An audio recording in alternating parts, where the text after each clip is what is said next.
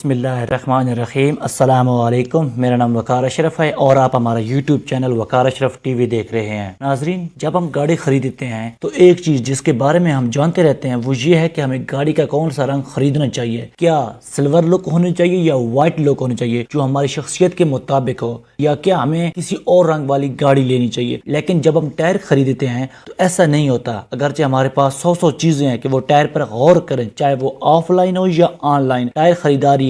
ایک چیز جس کے لیے ہمیں اختیار نہیں دیے گئے وہ ہمارے ٹائر کا رنگ ہے۔ کبھی سوچا کہ آپ کو مختلف رنگ کا ٹائر کیوں نہیں ملتا ہے اور یہ ہمیشہ سیاہ ہی کیوں آتا ہے؟ آئیے ہم آپ کو اس کے پیچھے کی وجہ بتاتے ہیں۔ ہم میں سے کچھ یہ سوچ رہے ہوں گے کہ ٹائر ہمیشہ کالا رہتا ہے کیونکہ یہ کیچڑ والی سڑک پر چلتا ہے، لہذا بہتر ہے کہ ان کو بلیک رکھیں تاکہ یہ گندا نہ دکھائی دے۔ لیکن نہیں، یہ منطق نہیں ہے۔ پہلے ہم اس کی کچھ ہسٹری ڈسکس کر لیتے ہیں۔ ٹائر بہت لمبے عرصے سے چل رہے ہیں اور کئی دہائیوں کے دوران وہ جدت اور ٹیکنالوجی کی وجہ سے متعدد تبدیلیوں سے گزر رہے ہیں۔ اس کی شروعات لکڑی کے پہیوں سے ہوئی، پھر دھات والے آئے اور پھر اس سے تھوڑی سی پیش قدمی ہوئی جس میں استحکام لکڑی کے پہیوں پر رکھی ہوئی لوہے کے بینڈ تھے۔ پھر 1895 میں پہلے ربڑ کے ٹائر ایجاد ہوئے۔ چونکہ ربڑ کا اصل رنگ آف وائٹ شیڈ ہے تو وہ سیاہ ٹائر جو آپ دیکھتے ہیں وہ اصل میں سفید تھے۔ سب سے پہلے جو ٹائر انٹروڈیوس ہوئی وہ ٹائر سفید تھے کیونکہ جو اوریجنل ربڑ ہے اس کا کلر بھی سفید تھا۔ اب ان سفید ٹائر میں ابتدائی ٹائر بنانے والے بھی اکثر زنک آکسائڈ کو اپنی قدرتی ربڑ میں شامل کرتے تھے تاکہ مٹیریل کو سٹیبل کیا جا سکے، جس کے نتیجے میں سفید ٹائر لگے۔ اب وہ ویکنس کیا تھی جس کی وجہ سے وائٹ ٹائر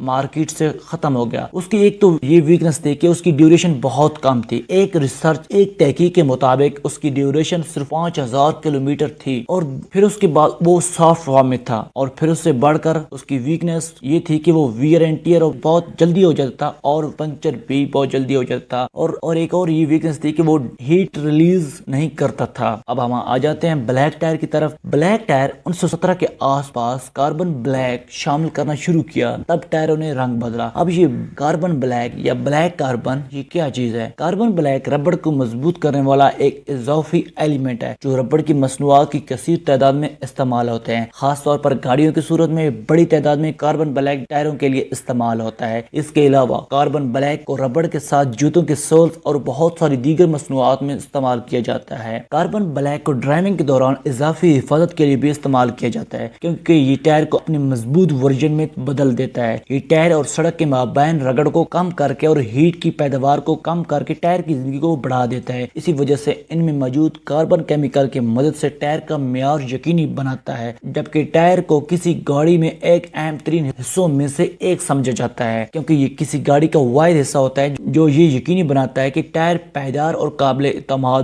ہے۔ پھر بلیک ٹائر میں جب بلیک کاربن ایڈ ہوا تو اس کی جو ویئر اینڈ ٹیئر وہ بہت کم ہو گئی تھی as compare to white tyre, اور اس کی ڈیوریشن 10 گنا بڑھ گئی۔